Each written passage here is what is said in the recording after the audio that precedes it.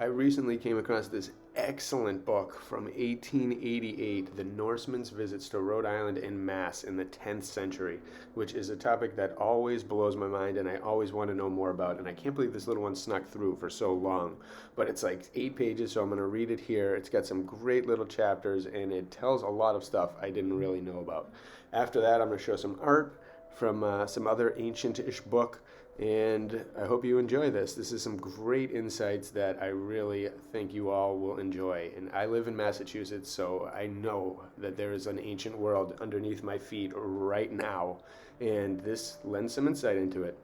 Some of the chapters: how do we know, the Norsemen, Bjarn discovery, Leif's exploration, Thorwald's venture, Thorstein's voyage, and Thorfinn Korsifni purpose.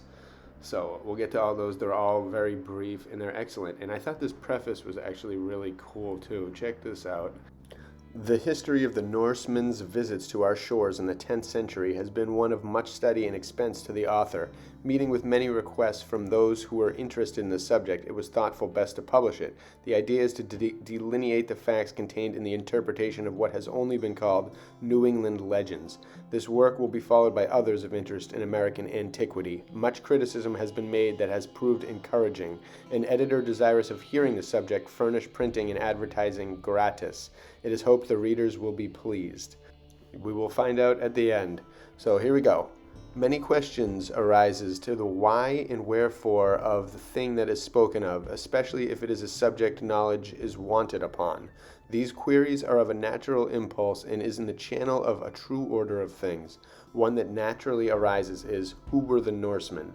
To answer this question, the chapter following will answer it. Another is, how do we know they came here? Some years after the voyages were made, an Icelandic bishop who seemed somewhat ambitious and desirous that they should be kept in some way, that the voyagers should have their place in history, recorded these accounts to writing. There were 18 of these manuscripts, mostly Icelandic. A society was formed at Copenhagen in Norway called the Royal Society of Northern Antiquity, whose object was to make researches into the historical doings of their ancestry. To this society, of which Professor Raffin was a member, to whom we are indebted for a translation of these manuscripts. Old Chronos or Father Time seem to have preserved these manuscripts and had them fall into the hands of this society. They spoke of a country in the west. An Atlas, the mythological god of Grecian theology, who was supposed to have borne the world on his shoulders, was examined. A country in the west was found, situated near the meridian spoken of, supposed to be America, as no other land corresponded to it. Having substantiated their suppositions by proofs spoken of in them, finally had conclusive evidence of their ideas. They appeared in book form nearly half a century ago at one of our colleges, creating much interest among the students, a finely printed volume upon the same subject. Columbus, it is said, had 5 sources from which he gleaned information of the subject, the Norsemen being one of them. In that case, he is not entitled to all the credit given him. Higginson, in his History of Our Country, in writing of them, says, if it was not for the memorials found along our shores, and not for their legends, we would never known they ever came here. These will be shown further along in this book. Chapter 2, The Norsemen. This race that came upon English soil were called Normans in Irish history. They are called Vikings. Having a corruption of the word Norman into Norsemen, I think that the name Northmen might be applied to them coming from Greenland. William the Conqueror was a Norman, and heads the list of the crowned heads of Britain. They were a race who were brave, daring, energetic, and intelligent, lovers of freedom and liberty, being a branch of the Teutonic race that existed in the center of Asia, probably from some domestic feud emigrated northward and westward till they came to that land now called Norway and Sweden. Roman geographers of that day supposed it to be an archipelago or cluster of islands. Here they turned their attention to an existence to be derived from the soil and agricultural pursuits. Proving to themselves that the land was not fertile enough and the climate too cold, gave their attention to that great element, the ocean, as it lay before them. Navigation was looked into. They built their ships from the best of oak, with high forecastles and sterns, so to encounter the storms and billows of the northern ocean. Their bows the head of a dragon, the stern representing the tail, while the oars were for the propelling force of the craft, representing fangs. The poet remarks, their bark, the dragon of the wave. These vessels, if espied from the coast in the distance, might cause the observer to think he had caught a glimpse of the sea serpent. In these vessels they made piratical voyages to different countries, having a liking to discover lands and sail unknown seas. Among their discoveries was Iceland in the 8th century, Greenland in the 9th, and America in the 10th. They endured a hardihood in which they have not been surpassed by any nation, ranking second with the Roman in fame. Sailing along the European coast gained many victories. The French king who witnessed them entering his harbor from his palace window shed tears, knowing it was no use to prevent their approach. Normandy, the better part of France, was wrested from him. After this, the Gibraltar Straits were turned, and sailing up the Mediterranean gained victories at Sicily and Greece in the Italian coast. They at one time gave laws from the thrones of Constantinople and Jerusalem. The voyages that I shall comment on are 5 in number, 4 performed by brothers, and the other undertaken by a wealthy nobleman named Thorfinn Karlsefni. Chapter 3. Bearn Discovery. In the year 986, a Norwegian named Björn, who was a commercial trader engaged in commerce between Norway and Iceland, had returned from a voyage to Norway, became informed that his father had emigrated to Greenland. Resolving to spend the winter with his father as he had the previous ones, obtaining consent of his crew, composed of 35 able-bodied men, and without discharging cargo, set sail for Greenland, though neither his men or himself had ever sailed the Greenland Sea. His vessel, after a few days' sail, made land, but it did not correspond to the Greenland coast. It was mountainous and woody, to which they gave the land the name of Markland, the Icelandic word mark meaning wood. Putting to sea once more, and after another 2 days' sail, again made land, but this time it was low and barren. It was given the name of Helluland, from the Icelandic word hellu, meaning rock or barren. Not going ashore, set sail again, and after 3 days' sail made the Greenland coast.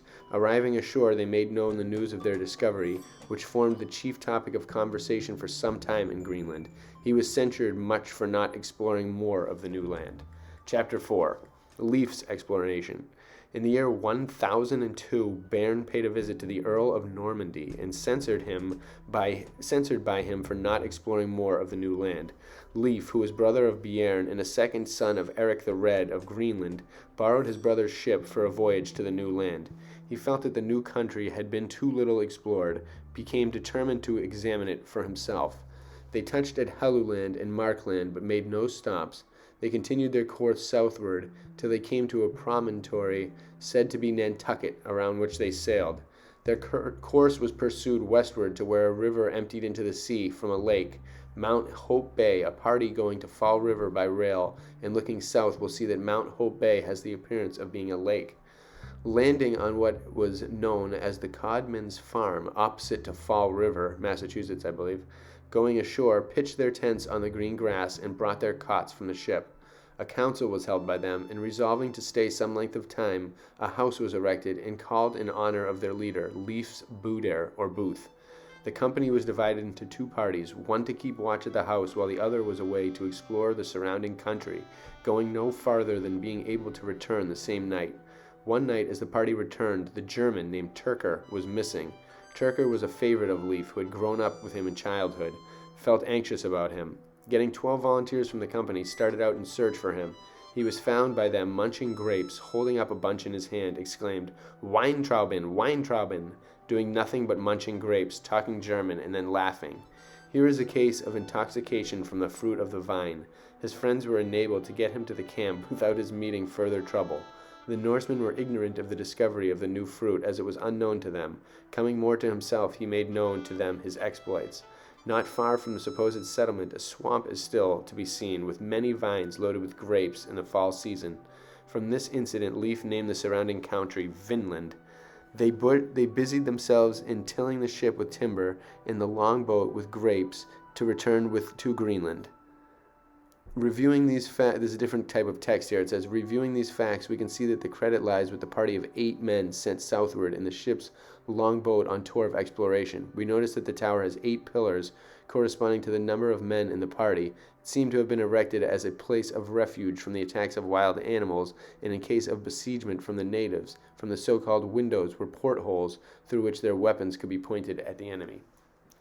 After their return in the fall, having spent the summer across the lake to where Fall River now stands, landing and espying a high promontory, his men ran to the top of it. There were discovered 3 canoes with the same number of natives in each. A skirmish ensued between them, in which 8 of the 9 natives were killed, the other making good his escape. Soon he appeared with a large number of natives in canoes. The Norsemen were obliged to board their vessel. Battle screens were raised on the ship's side to protect themselves. In spite of their efforts, an arrow wounded Thorwald under the arm. Finding that his wound would prove fatal, advised his men to return home. "But first," said the leader, "carry me to the promontory I thought was so beautiful, and there bury me. Place a cross at my head, another at thy feet, and ever call the place Kroskanes. His men spent the winter at Leif's booth, returning the following spring to Greenland. It says skeleton. In 1831, during an excavation being made on Pocasset Street, Fall River, for the erection of a cotton mill, the workmen came across what seemed to be a skeleton in armor.